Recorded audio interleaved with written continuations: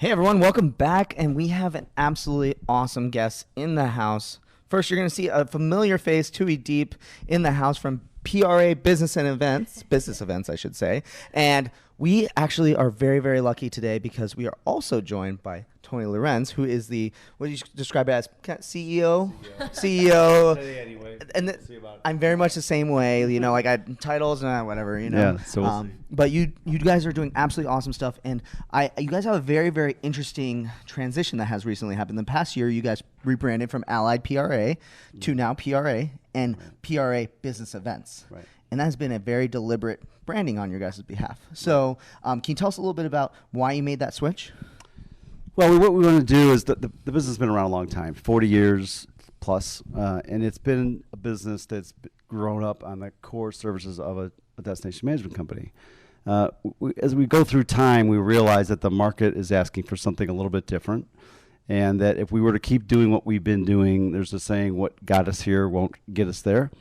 And so we took a deliberate approach, thanks for noticing, that we're expanding the solution set from where we've done to a little bit more. We're going upstream a little bit, and from a strategy and creative and content development standpoint into production logistics. It's just a different set of skills that we had over the last 39, 40 years. I love it. And Tui, the reason why I wanted to have you join me today, not obviously because you're our newest, co-host of I know it's been like literally a whole day, but also you are working inside this and have seen this transition happen as well as an experienced designer. Can you talk a little bit about how that's changed your role as an experienced designer as well?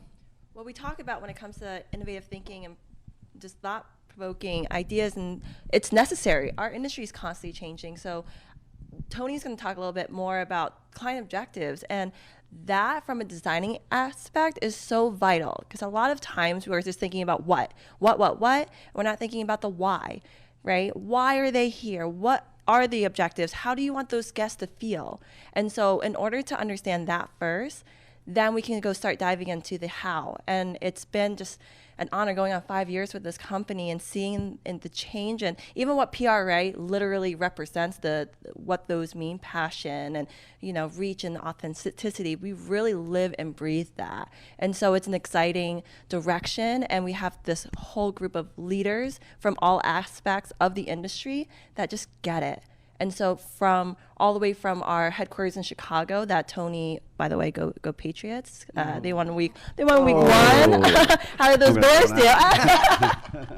But that going to all the way to all of our local offices and destinations, it is so vital to have that direction. And so wonderful. It's pretty easy at the end of the day. And to your point, we have to get a better understanding as an industry, as a sector, of business objectives from our client. One, what they're trying to get done, but two, what's in their environment, internally, externally, what's going on inside the business, what's going on in the industry that we're serving, where the client resides. And then from there, there's inevitably, hopefully, some pretty quantifiable objectives. And then from understand, determine objectives, design it. Then we can start designing a solution to realize those objectives, which means nothing until you deliver. I like it. Oh, sorry. Go ahead. Keep going. Yeah, deliver, and then the idea there is you deliver as we always have with phenomenal execution, and then measure how we did against those objectives, and then inevitably something's going to need some cleaning up, some reinforcement in different communication strategies, et cetera, to make sure that those objectives are nailed, because we're probably not going to get all of it, or we're going to expand on some of it, and then it comes back around for the following year or quarter, or what have you. I love it. I love that you're so passionate about us hitting those objectives and thinking of it more as a business rather than just as an event. So for everyone out there in the audience, can you talk a little bit about what you think the best process is for determining those objectives, and kind of maybe, I don't necessarily share the secret sauce of PRA, but what do you think is the best way to achieve those? Well, it's not surveys, it's not interviews, it's not qualitative survey information that's beyond interviews. It's all of that. So if we were to get, and we typically do on some of the bigger projects, a quantitative understanding of that environment, be it through internal surveys, markets research, et cetera, and then combine that with qualitative, however that comes in through focus groups or Q&A with prospective attendees or past attendees who are there or not there, whatever the case may be, that's all qualitative. Mash all that up, and inevitably you triangulate combined, of course, with what the C-level's looking for out of the event. They matter. Yes. You know, absolutely. but that all has to come together to get to the objectives. I love it. All right, Tui, I'm going to give you a chance. Ask a burning question related to objectives to your boss. I'm going to give you a chance to ask a hard question. Oh my goodness, a burning. Can I actually shift that? Yeah, and go for it. say, Tony, since you are our leader, our CEO, and what's wonderful is, we were just talking about right before this interview, it's just a title. And one thing that's so great about you is you are naturally able to, no matter what titles we all carry within this family, because it is a PRA family, right? How do you lead? Like with all these decision makings and really important ones that affect hundreds of us, how do you like to lead? How do you feel like as a leader, that strength that you carry to? Well, thanks. I'll go to the story I told earlier today in one of our events. This is a people-focused business, right? There's a lot of people. We have 400 or so people here full-time. And without these people, there is no business. And what is different now than was the case 10, 20, 80 years ago when I first got in this business is there's really not a lot more 20-year careers out there. That just doesn't work. But what does work is if we look at this responsibility we have to deliver our business to you, and I'll say it to you directly, as a wonderful chapter. We're going to write a chapter. We're writing a chapter together right now. It may be long, it may be short, it may be well-written, it may be not so well-written. I personally love it to be a very long, well-written chapter, but it is a chapter. There's going to be a day you'll probably go somewhere else, some point down the road. Hopefully I won't be here, so I don't have to cry about it, but you will be somewhere else. That's a realistic expectation, but our responsibility is to be there for you during this chapter that you're writing with us.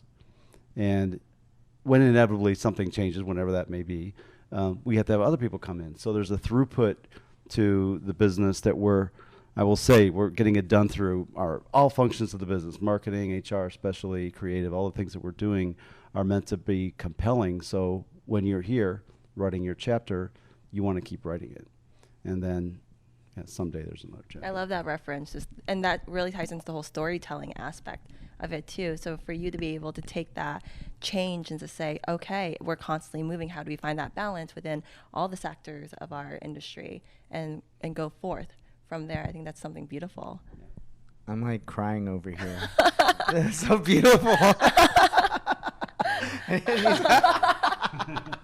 That was so awesome. Well, what do you think, to kind of tie it all off, before I do into the one tip question, what do you think has led to your guys' massive growth? I mean, you guys have 27 offices now? 28 offices. 28 offices. Serving many more destinations, and I'm supposed to say other things, but I'm not a good salesperson. In 40 years of doing this too, you guys have really had that energy and that depth in the industry. Mm-hmm. What do you think has led to your guys' biggest what has been the key to your success? Well, I think over the last many years, I've only been here not that long. I've been here 3+ years, so I cannot take any credit for what happened up to that point in time. The people in this business are just phenomenal, and they love events. You've been here longer than I've been here, so you know what I'm talking about. The people that Allied PRA at the time, now PRA, are just phenomenal. That said, as I said earlier, market's changing, and we've been really fortunate. We've got amazing partners. We're on with private equity management and private equity on the company, and we're putting a lot of money at work to do what we've been doing, and not everyone has that opportunity. Not a lot of owners put the money back in to the extent that we're putting it back in, and that's given us the opportunity to make acquisitions and spend money on branding and unusual HR practices that are really paying good dividends. Other things that just you don't have to do it technically, but we're doing it, and it's really starting that hedgehog principle starting to really kick in now. I love it. All right, so I got one more question, and I'm going to ask you too, so be ready for the answer as well. But what is your one tip that you have for our audience that you want to leave with them today?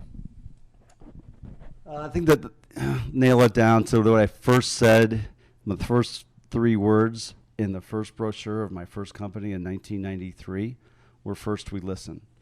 Listen to what's going on with your clients. Listen to what's going on in their business, in their world, in their industry, in their environment, and then everything goes from there. Those are the first 3 words of the first brochure of way back, and they're still somewhere on our website, hopefully. If not, they hopefully will be soon. I love it. The first of the first of the first. All right, Tui. I would say for the audience, and I did this at both my interviews with PRA Vegas and now PRA LA, there's 4 things you want to look for. You want to have inspirational leaders that you can help develop you both personally and professionally. You want a harmonious team, right? So that teamwork mentality, it is needed in this industry. You cannot do it alone. You need a positive environment where your opinions feel like they matter, and they do. And you have leadership like Tony that that listen, his advice, and then common objectives. And we just wrapping this whole thing in common objectives that the whole team can go up that hill together. And it's a beautiful and glorious adventure, right? And so you have those 4 elements. You found the company that you want to be a part of, and you're enhancing that culture. And that is what's needed for this industry to really grow. Sounds like we got a long chapter on a TUI coming. That's good to hear.